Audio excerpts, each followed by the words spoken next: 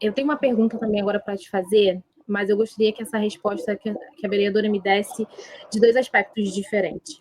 Um é o aspecto de uma mãe que perdeu a filha para um crime brutal, e o outro do aspecto de uma parlamentar, que é em relação às saídas temporárias dos presos. Quem te acompanha nas redes sociais sabe que a vereadora é muito bem posicionada em relação a isso, mas eu gostaria de saber como a senhora pensa desses dois aspectos, né?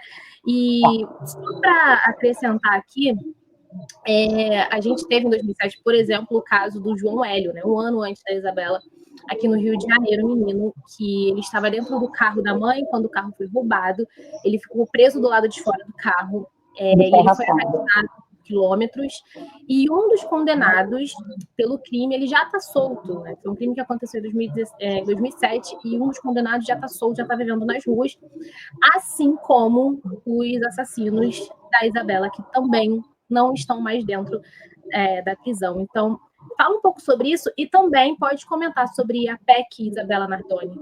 Sim, já ia aproveitar esse gancho, isso é óbvio. Mas o que eu quero dizer assim, eu posso até comentar como vítima, mãe da Isabela, e posso comentar para você como parlamentar. Só que essas duas figuras, elas têm a mesma opinião. Então eu acho que elas vão se complementar. Então eu falo enquanto vítima, enquanto mãe, ver que hoje eu falo, nossa, acho que são 17 anos longe da minha filha, 17 anos que a minha filha se foi. Parece muito tempo que eu estou distante dela, muito tempo. Ela já estaria, enfim, com faculdade, namorando, de diversas formas ela poderia estar hoje. Só que aí entra a Ana Carolina no âmbito político. 17 anos não é nada para quem está preso, para quem comete um crime desse. Então você pensa que uma pessoa que eles entraram jovens, teoricamente jovens, na cadeia, e ainda tem uma boa vida pela frente. Eles têm metade da vida pela frente. Não é dizer que, nossa, saiu com 60, 70 anos da cadeia e tem menos do que mais. Não, eles têm uma vida, eles podem reconstituir, estar com os filhos, poder fazer. Então, é um absurdo a gente pegar situações como essa, de saber que eu posso sair na rua e que eu posso encontrar com eles, que eu posso estar almoçando ou jantando com a minha família num restaurante, ou ir numa padaria, ou ir no supermercado, e dar de cara com eles. As nossas leis, elas são extremamente brandas para, enfim, para vários crimes, né, mas principalmente para crimes hediondos. E essa situação aconteceu com um parente seu, né, de encontrar? O meu irmão encontrou com ele, saindo de um comércio muito próximo à nossa casa. É o que eu falo e repetirei isso sempre. Eu rezo todos os dias a Deus para que eu realmente não tenha essa oportunidade de dar de cara com eles ou encontrar, mesmo que seja de longe, e eu visualizar eles, porque é uma situação muito ruim para a gente enquanto dentro da história, e eu não desejo isso para ninguém.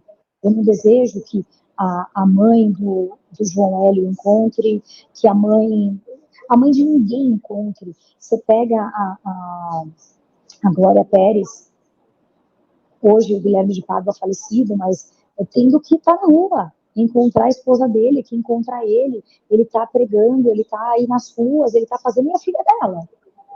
Ele teve uma vida que ele pode viver, reconstruir, casar de novo, ter fã-clube, pregar. E a família? E a Glória Pérez? E eu? Aí eu tenho que ficar aqui diariamente repetindo e conversando e dando entrevistas. Aí as pessoas falam, você é muito repetitiva. É porque não foi na sua casa. É porque essa dor não é sua. E eu acho que a gente precisa começar a olhar para esses casos literalmente com empatia. Saber que pode não ser a minha dor. E é por isso que eu trabalho aqui hoje. Porque realmente, eu falo isso e enfatizo isso muito, isso se tornou um propósito, porque eu não precisaria estar aqui hoje. Mas eu falo por outras vítimas, e outras vítimas, e outras vítimas, e vou continuar falando até realmente ser cansativo e alguém entender o que eu quero falar. E aí entra, que foi essa frente do meu amigo delegado Paulinho, deputado federal, da PEC, Isabela Nardoni, que acaba com a progressão de pena. Então, se você pega 30 anos, você vai ficar 30 anos preso, e não 14, e não 15, e não 16. 30 anos, com 30 anos, a pessoa presa, regime fechado, sem benefício de saidinha, sem poder visitar sua família, porque o benefício da saidinha também é uma outra hipocrisia.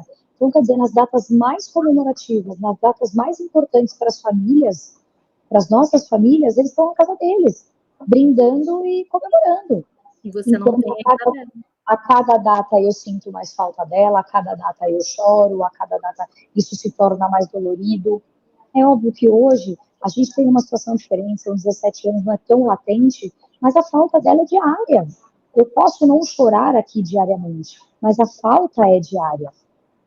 Enquanto estão vivendo plenamente, curtindo suas vidas e fazendo as suas coisas, sendo que ele não tem direitos. Se você cometeu um crime, você não tem que ter direitos, você perdeu os direitos. E é para isso que eu vou continuar falando diariamente, é para isso que eu vou continuar lutando diariamente.